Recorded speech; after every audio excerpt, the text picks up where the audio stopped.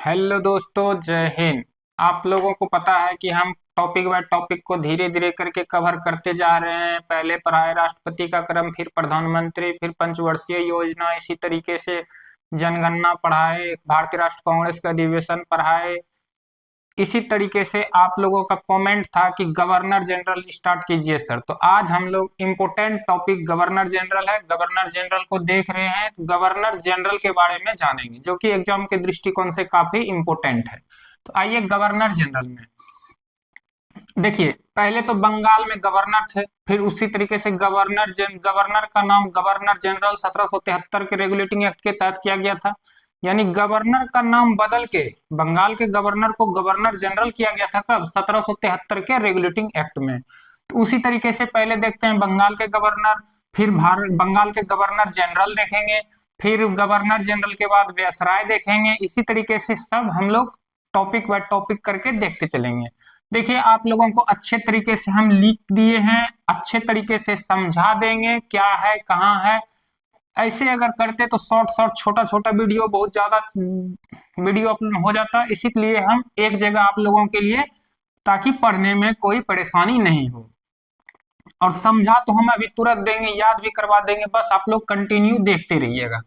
देखिए, बंगाल के गवर्नर, तो गवर्नर में देखिए आप लोग पहले गवर्नर में कौन कौन गवर्नर थे, फिर गवर्नर जनरल कौन कौन है। तो इसी तरीके से आइए बंगाल के गवर्नर। तो बंगाल के गवर्नर में सबसे पहले क्लाइव देखिए, 1757 में प्लासी का युद्ध हुआ था, उस समय बंगाल के गवर्नर कौन थे? क्लाइव थे। क्योंकि क्लाइव का शासन काल ही है, देखिए 1757 से 60, फिर आए 65 से 67 में। यानी क्लाइव दो बार गवर्नर बने हैं। तो बंगाल के गवर्नर देखे क्लाइव 1757 से 60, फिर उसके बाद 65 से 67 में आए थे। तो उसका देखिए, क्लाइव बंगाल का प्रथम गवर्नर थे क्लाइव।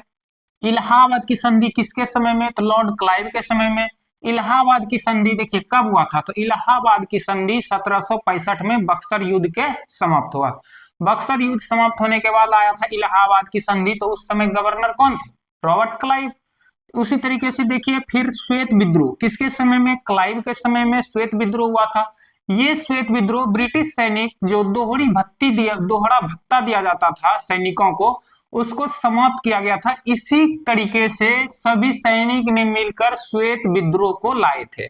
उसके बाद देखिए, बंगाल में द्वैत शासन किसके समय में आया था? तो बंगाल में द्वैत शासन भी लॉर्ड रॉबर्ट क्लाइव के समय में।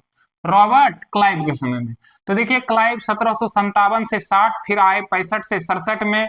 उसके समय में क्या क्या हुआ? तो वो प्रथम गवर्नर थे, कहाँ के? तो बंगाल के। इलाहाबाद की संधि, क्योंकि जान रहे हैं हम लोग, इलाहाबाद की संधि 1765 में हुआ था बक्सर युद्ध के बाद। और 65 से 67 फिर दोबारा आए थे कौन? Robert Clive. तो इलाहाबाद की संधि भी उसके समय में। श्वेत विद्रोह बताए आप लोगों की, सैनिक जो थी दोहरी भत्ती को, ब्रिटिश सैनिक के दोहरा भत्ता जो मिलता था उसको समाप्त किया गया था, उसी के विरोध में ये लोग लाए थे श्वेत विद्रोह को। उसके बाद देखिए, बंगाल में द्वैत शासन भी आया किसके समय में? क्लाइव के समय में। उसके बाद देखिए, ये फिर आए हालवेल आए, फिर आए वेंसीटार्ट आए, फिर वेरेलास्ट आए, फिर कार्टियर आए। तो ये सब इंपॉर्टेंट तो नहीं है, लेकिन हाँ कभी कभी आप लोगों को सजाने के क्रम में दे देता है, तो सीरियल वाइज कौन गवर्नर है, तो ये आप लोगों को ध्यान रहना चाहिए कि पहले क्लाइव आए, फिर हालवेल आए, फिर वेंसीटार्ट आए, फिर वेरेलास्ट आए, फिर कार्टियर आए। कौन कौन? Clive, Holwell, Vansittart, Verelst, Cartier. तो देखिए, क्लाइव 1757 से 60, फिर 65 से 67, तो 60 में फिर कौन आए? 65 से 1757 से 60 तक रहे थे क्लाइव। क्लाइव के बाद 60 में फिर आए हालवेल। कौन आए थे 60 में? इसका कुछ ज्यादा नहीं है। देखिए, ये एक समय, उसके समय में ब्लैक होल की घटना हुई थी। किसके समय में? हालवेल के समय में ब्लैक होल की घटना। उसके बाद देखिए, आए बेंसीटार्ट 1760 से 65, फिर 65 के बाद आए थे क्लाइव की 65 से 67, दिख रहा होगा आप लोगों को अच्छे तरीके से। तो बेंसीटार्ट आए 1760 से 1765। उसके बाद देखिए 1765 में 60 से 65, तो इसमें बक्सर के युद्ध के समय बंगाल का गवर्नर रहे थे। बक्सर युद्ध के समय बंगाल के गवर्नर पूछेगा तो कौन थे? वेंसीटार्ट। बक्सर युद्ध के समय बंगाल का गवर्नर वेंसीटार्ट। कौन थे? वेंसीटार्ट। देखिए, उसके बाद फिर आए वेरेलास्ट 1767 से 1769। कौन थे? वेरेलास्ट।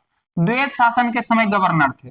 तो पूछेगा द्वैध शासन के समय गवर्नर कौन थे? तो बोलेंगे कौन? वेरेलास्ट। फिर आए कार्टियर 1769 से 72, फिर 72 के बाद आ जाते हैं वेरेन हेस्टिंग 1772 से 85 तक।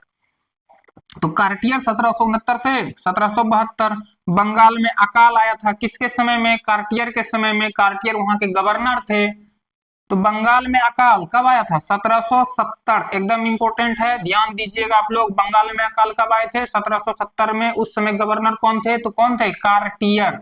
तो आप लोगों को बताए गवर्नर में सबसे पहले कौन थे? क्लाइव। उसके बाद क्लाइव का शासन कब से कब तक था? 1757 से 60। फिर आए, फिर 65 से 67 तक रहे थे।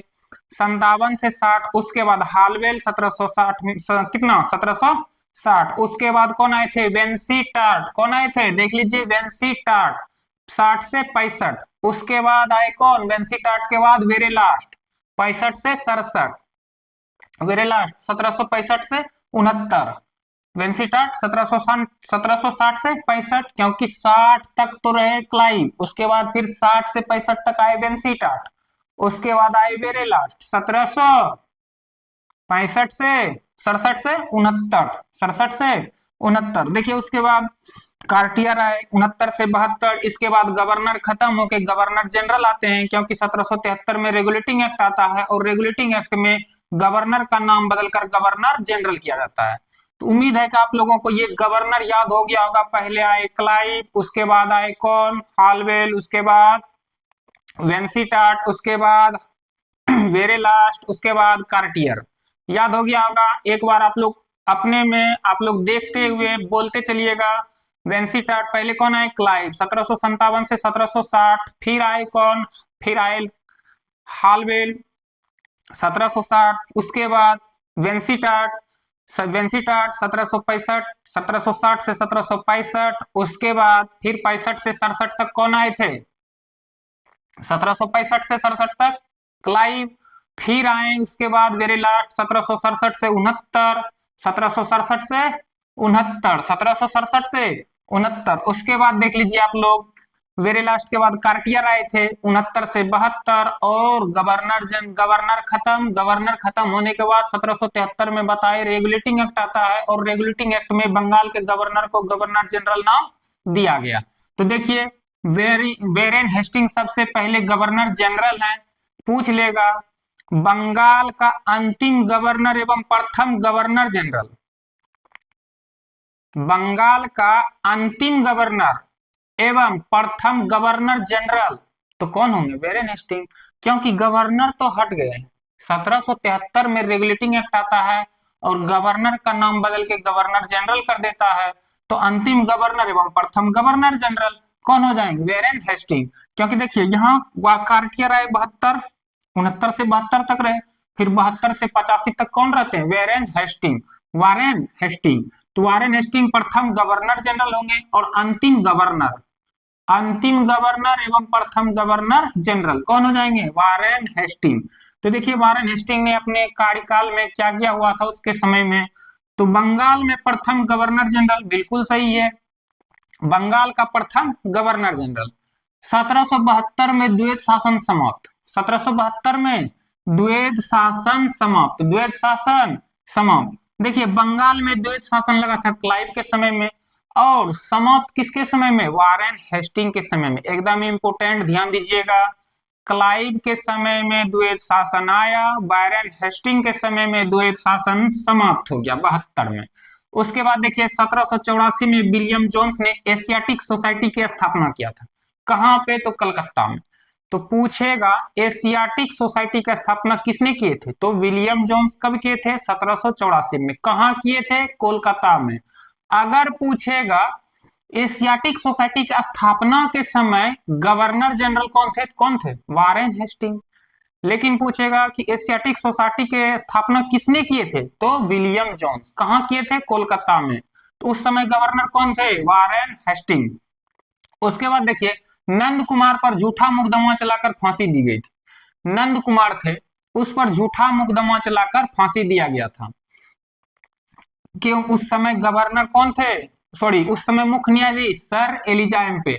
देखिए 74 में प्रथमेश, यहाँ लिखा हुआ है, लिखा भी हुआ है, देखिए 1774 में प्रथम एससी की स्थापना, यानी सुप्रीम कोर्ट, लिख लीजिएगा यहाँ पे, एससी हटा के लिख लीजिए सुप्रीम कोर्ट,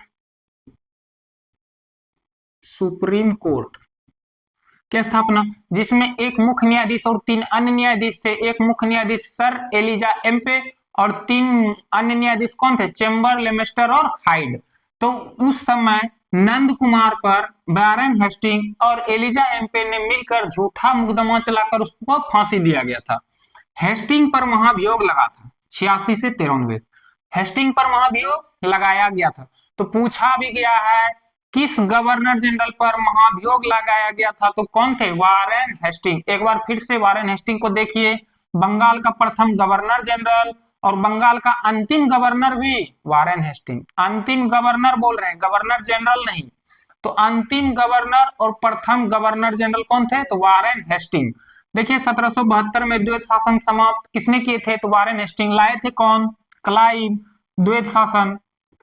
74 में सुप्रीम कोर्ट की स्थापना हुआ था, कहां पे? कोलकाता में।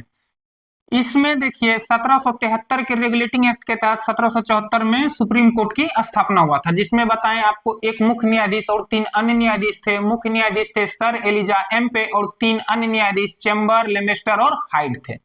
तो नंद कुमार पर उसी समय मुख्य न्यायाधीश से एलिजा एम्पे और वारेन हेस्टिंग ने मिलकर इस पर झूठा मुकदमा चलाकर इसको फांसी दिया गया था।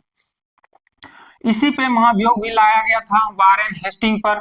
उसके बाद देखिए 85, 1772 से 85, क्योंकि 69 से 72 तक कौन थे? तो कार्टियर। 72 से 85 कौन आए? वारेन हेस्टिंग, जो कि प्रथम गवर्नर जनरल है।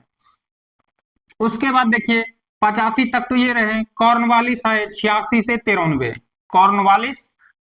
उसके बाद गवर्नर जनरल कौन थे? कॉर्नवालिस। देखिए साफ एकदम पार्ट सीरियल बाय सीरियल बता रहे हैं। वारेन हेस्टिंग के बाद आए कॉर्नवालिस, क्योंकि वारेन हेस्टिंग 1772 से 85 तक रहे। उसके बाद आए कॉर्नवालिस 1786 से 93। तो इसके समय में क्या क्या हुआ था देखिए। सिविल सेवा एवं पुलिस सेवा का जन्मदाता कहा जाता है किसे? कॉर्नवालिस को। काफी बार पूछा भी गया है, सिविल सेवा एवं पुलिस सेवा का जन्मदाता किसे कहा जाता है? कॉर्नवालिस। कितना से कितना तक? 1786 से 93 तक रहे थे गवर्नर जनरल। इसी के समय इसी ने अस्थाई बंदोबस्त लाया था 1793 में। अस्थाई बंदोबस्त 1793। अस्थाई बंदोबस्त को बहुत सारा नाम से भी जानते हैं, इस्तमरारी, जागीरदारी। इसी सब अस्थाई बंदोबस्त को इस्तमरारी, जागीरदारी, यही बंदोबस्त के नाम से हम लोग जानते हैं। और बहुत सारा नाम है इसका। दास व्यापार पर रोक कौन लाए थे? कॉर्नवालिस। दास व्यापार पर रोक कॉर्नवालिस के समय में। किसके शासनकाल में? कॉर्नवालिस के। उस समय गवर्नर कौन थे? गवर्नर नहीं, गवर्नर जनरल। तो दास व्यापार पर रोक कब हुआ था? 1789 में। कौन थे गवर्नर जनरल? कॉर्नवालिस। उसके बाद देखिए कॉर्नवालिस संहिता, जिसे शक्ति का विभाजीकरण कहा जाता है, शक्ति का विभाजन हुआ था। शक्ति का विभाजन मतलब न्याय एवं प्रशासन को अलग किया गया, यानी दोनों का विभाजन किया गया। इसी को कहते हैं कॉर्नवालिस संहिता, जिसे शक्ति का विभाजन कहते हैं, जिसमें विभाजन में न्याय और प्रशासन को अलग अलग किया गया था। कॉर्नवालिस की समाधि भारत के गाजीपुर में है। कॉर्नवालिस की, गवर्नर जनरल जो कॉर्नवालिस है, उसका समाधि कहां पे? भारत के गाजीपुर में। भारत के गाजीपुर में हुआ था। तो उम्मीद है कितना समझ भी गए होंगे आप लोग अच्छे तरीके से कि वारेन हेस्टिंग प्रथम गवर्नर जनरल थे। उसके बाद कॉर्नवालिस आए प्रथम गवर्नर। उसके बाद कौन आए थे? कॉर्नवालिस। तो वारेन हेस्टिंग 1772 से 85 तक रहे। अगर आप लोग इतना भी देख रहे हैं, समझ रहे हैं कि वारेन हेस्टिंग 1772 से 85, तो उसके बीच में जो जो हुआ है वारेन हेस्टिंग होंगे। जैसे देखिए 72 में कौन थे? Warren Hasting. 74, 72 से 85 तक है तो वारेन हेस्टिंग। 84 कौन थे? Warren Hasting. तो इसी तरीके से आप लोग फिर कॉर्नवालिस 1786 से 93 तक, पुलिस सेवा का जन्मदाता, सिविल सेवा का जन्मदाता। इसी के समय में सबसे पहले सिविल सेवा यानी यूपीएससी का एग्जाम चालू हुआ था। तो सिविल सेवा के जनक और पुलिस सेवा का जन्मदाता भी किसे कहा जाता है? कॉर्नवालिस को। दास व्यापार पर रोक किसके समय में? कॉर्नवालिस के समय में। कॉर्नवालिस संहिता यानी शक्ति का विभाजन, जिसमें किसका विभाजन किया गया था? न्याय और प्रशासन को अलग किया गया था। अस्थाई बंदोबस्त लाया गया था। उसके बाद कॉर्नवालिस की समाधि कहाँ? भारत के गाजीपुर में। कॉर्नवालिस के बाद आते हैं 93 तक कॉर्नवालिस, उसके बाद आए सर जॉन सोर 1793 से 98 तक। तो इस सब में ज्यादा कुछ नहीं है, जो जो इम्पोर्टेंट है उसको हम लोग जानते हुए आ रहे हैं। आए सर जॉन सोर 1793 से 98, 1793 से 98 मैसूर के प्रति हस्तक्षेप की नीति लाए थे। मैसूर के प्रति हस्तक्षेप, हस्तक्षेप नहीं, हस्तक्षेप की नीति लाए थे। तो मैसूर के प्रति हस्तक्षेप की नीति कौन लाए थे? सर जॉन सोर। उसके बाद आते हैं लॉर्ड वेलेजली। लॉर्ड वेलेजली 98 से 1805, 1798 से 1805। देखिए सर जॉन सोर 1793 से 98, उसके बाद 98 से 1805 लॉर्ड वेलेजली आए, और लॉर्ड वेलेजली ने फोर्ट विलियम कॉलेज की स्थापना किए थे। कहाँ पे? कोलकाता में। 1800 कब? 1800 ईस्वी में। तो फोर्ट विलियम कॉलेज के समय गवर्नर जनरल पूछे कौन थे? तो लॉर्ड वेलेजली। कौन थे? Lord Wellesley. Fort William college कहाँ है? कोलकाता में। स्थापना कब हुआ? 1800 ईस्वी में। इसके समय गवर्नर जनरल कौन थे? तो लॉर्ड वेलेजली। सर जॉन सोर मैसूर में हस्तक्षेप की नीति, हस्तक्षेप की नीति, मैसूर के प्रति हस्तक्षेप की नीति किसके समय? किसने? सर जॉन सोर, सर जॉन सोर। उसके बाद देखिए हो गया लॉर्ड वेलेजली का इंपोर्टेंट सहायक संधि किसके समय में? लॉर्ड वेलेजली के समय में। फोर्ट विलियम कॉलेज की स्थापना किसके समय में? लॉर्ड वेलेजली के समय में। उसके बाद सर जॉर्ज वार्लो आए 1805 में, जो कि कुछ नहीं है, इसमें सिर्फ आप लोगों को सीरियल के लिए हम लिख दिए हैं कि सर जॉर्ज वार्लो उसके बाद आए थे 1805 में।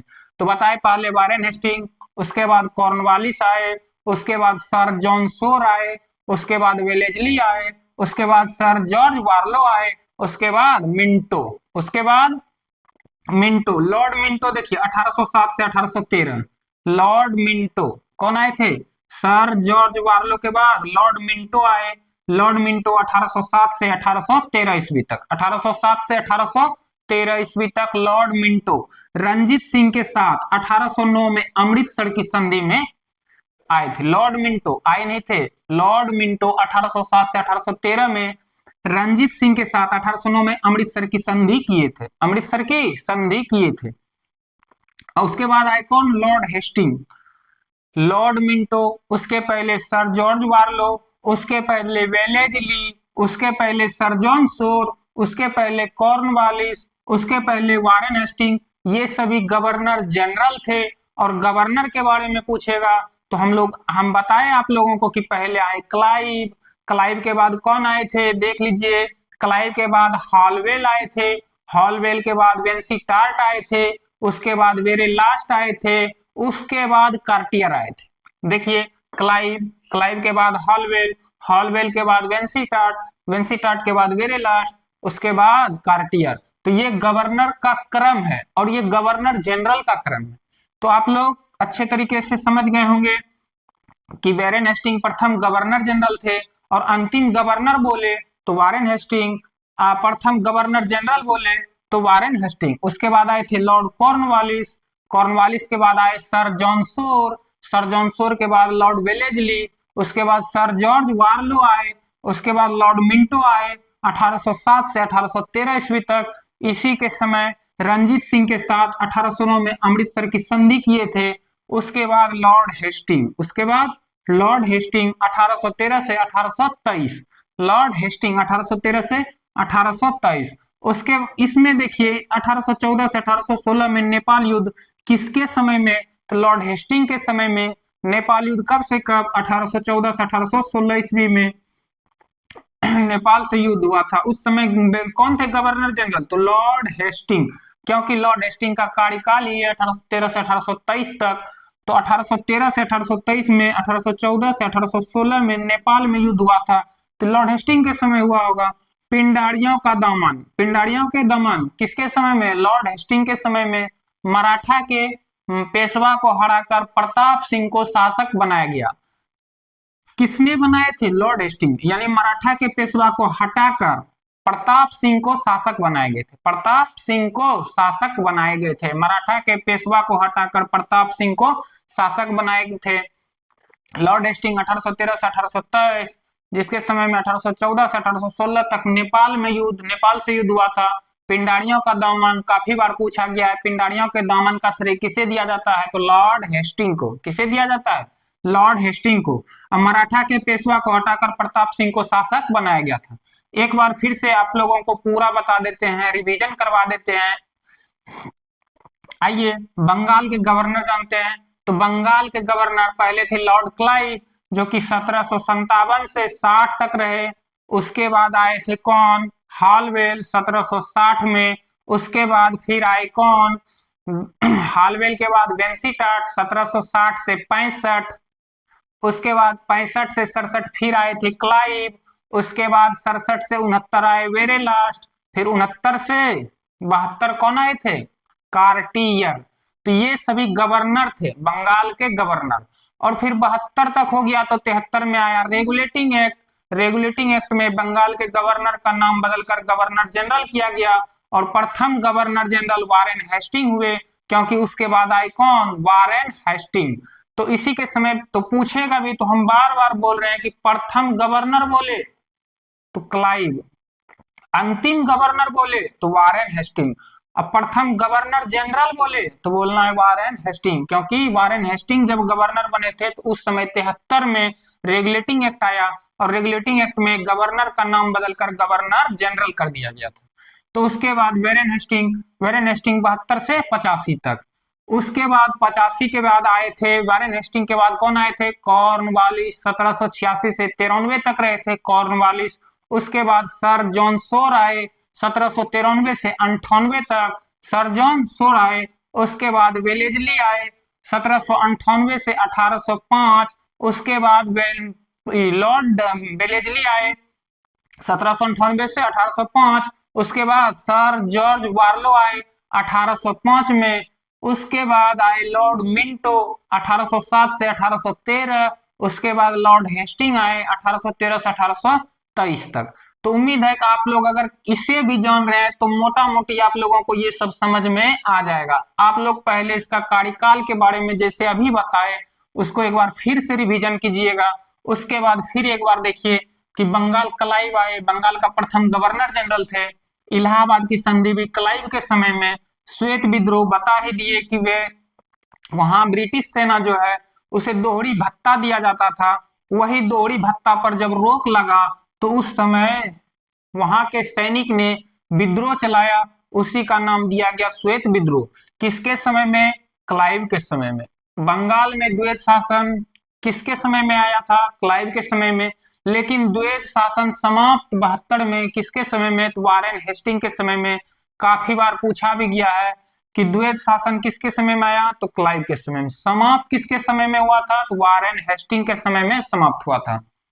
आइए हालवेल, इसके समय में ब्लैक हॉल की घटना हुई थी। देखिए हालवेल ब्लैक हॉल की घटना, इस तरीके से भी आप लोग ध्यान में इसको रख सकते हैं। आइए वेंसीटाट 1760 से 1765। बक्सर युद्ध के समय बंगाल के गवर्नर कौन थे? वारेन वेंसीटाट। कौन थे? वेंसीटाट। बक्सर के युद्ध के समय बंगाल का गवर्नर वेंसीटाट। ऐसे तो इसके बक्सर का युद्ध 1764 में हुआ था और 60 से 65 तक। उसके बाद इलाहाबाद की संधि 65 में हुआ, तो 65 से 67 तक थे कौन?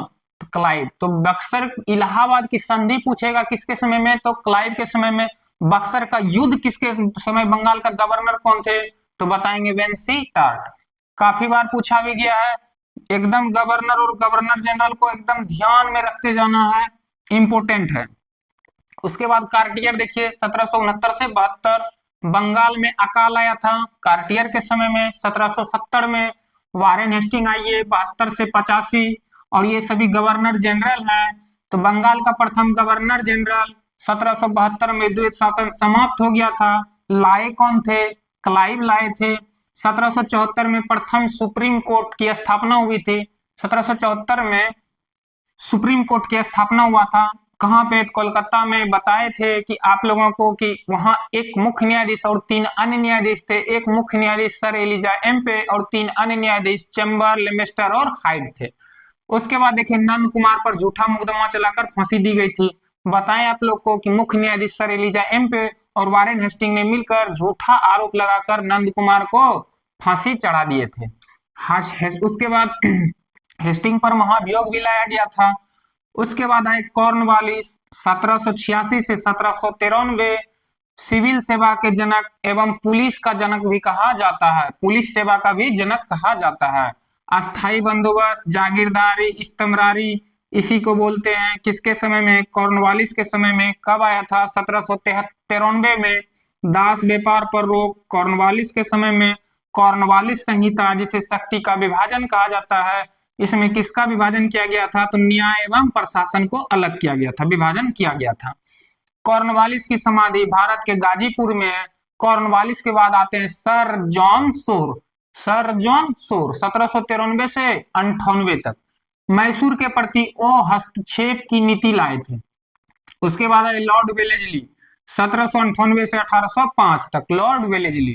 लॉर्ड वेलेजली के समय सहायक संधि चला था। सहायक संधि फोर्ट विलियम कॉलेज की स्थापना कोलकाता में 1800 में किसके शासन काल में, यानी उस समय गवर्नर जनरल कौन थे? तो बोलेंगे लॉर्ड वेलेजली। कौन थे? Lord Wellesley. तो फोर्ट विलियम कॉलेज की स्थापना कोलकाता में 1800 में, उस समय गवर्नर जनरल कौन थे? तो लॉर्ड वेलेजली। आइए उसके बाद सर जॉर्ज बार्लो 1805 में। फिर आए लॉर्ड मिंटो 1807 से 1813। रंजीत सिंह के साथ 1809 में अमृतसर की संधि किए थे लॉर्ड मिंटो ने मिलके। उसके बाद आइए लॉर्ड हेस्टिंग 1813 से 1823 तक। कौन थे? Lord Hasting. तो 1814 से 1816 तक नेपाल से युद्ध हुआ था। उस समय गवर्नर जनरल कौन थे? तो लॉर्ड हेस्टिंग। पिंडारियों का दमन का श्रेय किसे जाता है? तो लॉर्ड हेस्टिंग। मराठा के पेशवा को हटाकर प्रताप सिंह को शासक बनाए थे। कौन? तो लॉर्ड हेस्टिंग। तो उम्मीद है कि आप लोगों को अच्छे तरीके से समझ में आ गया होगा। पहले एक बार बताए, फिर 2 बार आप लोगों को रिवीजन करवाए। इसी तरीके से अगर समझ में नहीं आया तो एक बार फिर आप लोग वीडियो को देख लीजिएगा, पूरा समझ में आ जाएगा। तो मिलते हैं अगले वीडियो में। आप लोग अच्छे तरीके से पढ़ते रहिए, तैयारी करते रहिए। ठीक है, थैंक यू।